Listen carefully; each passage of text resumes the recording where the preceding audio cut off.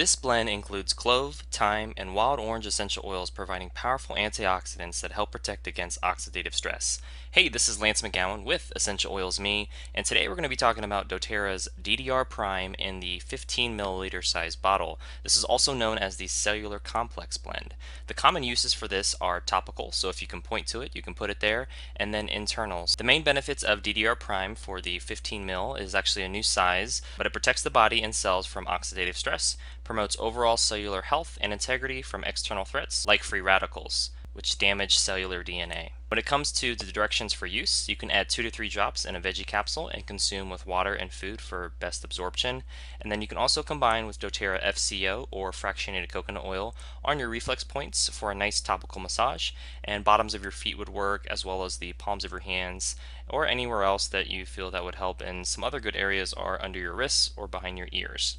Well, that concludes today's video. Thank you so much for watching. Make sure to click the like button if you did, hit subscribe for future video updates, and most importantly, check out the links in the description below so you can continue to get your learn on. And I'll see you in the next video.